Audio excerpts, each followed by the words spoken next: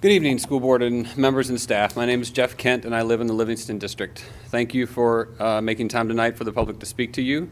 A lot has happened since the last time I spoke in February, but I wanted to make some comments tonight regarding the recent books requested for review. A few meetings back, one of the board members read a statistic on how many books had been challenged this year. As an example that it's not as big a deal as everybody's making it out to be. As soon as I heard that, I said, oh crap, now there's going to be challenges. So I took it upon myself to contact the Riverbend librarian and said, if you guys have challenges and need parents to help with those reviews, I'm happy to help. 8 books were submitted in May for review. I had volunteered for this job, if they needed it, and I was contacted to be on one of these groups. Our group that included teachers and parents read the book in its entirety and agreed that the book had a couple of challenging scenes, none more than about a page, but was not gratuitous in any way. These sections were an important part of portraying the horrible issue of sex trafficking that goes on in the world and in the United States, and glossing over or removing those aspects of it would lessen the impact on the reader and their understanding of the severity of this. I certainly would not suggest that it be in an elementary school, as it is not, but I don't believe it would have a negative impact on anyone over 13, and I would have no problem with my children reading it. I know this is not the end of the road for these challenges, but if it comes before the board, I expect that anyone weighing in on them will read these books in full, as we did, before making a decision. We only had 12 days to read these books, and my book was one of the shorter ones. But since you already have the list, I think you should try to get your hands on a few of them and read them in preparation for making a decision on them. And when the time comes, I would hope that you would be honest with your constituents on whether you have read those books or not. Concerning book banning and censorship, I found a few quotes from people that are a lot smarter than me, and I wanted to read a few of those. You don't have to burn books to destroy a culture. You just have to get people to stop reading them. Ray Bradbury.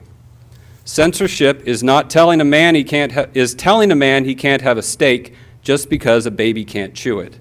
Mark Twain. The books that the world calls immoral are books that show the world its own shame. Oscar Wilde. Whoever would overthrow the liberty of a nation must begin by subduing the freeness of speech. Ben Franklin.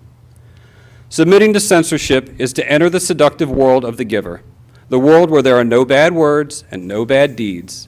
But it's also the world where choice has been taken away and reality distorted. And that is the most dangerous world of all. Lois Lowry. Most of these quotes are from a long time ago, which tells you that what is going on now is not new.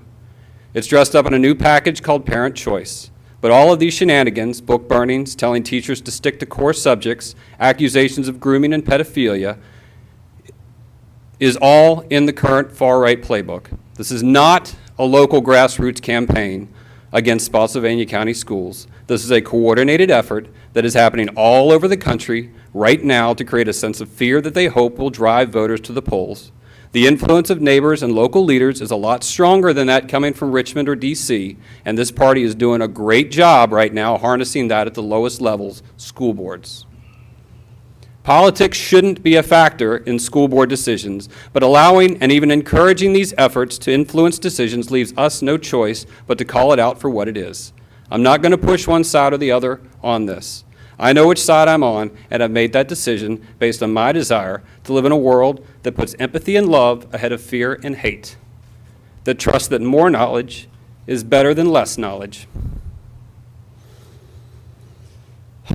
that believes it should be harder for an 18-year-old to get their hands on an AR-15 than a book like All Boys Aren't Blue, that adults can't be bullies and call it free speech, while demanding that bullying in the schools is a major issue that you should be looking at.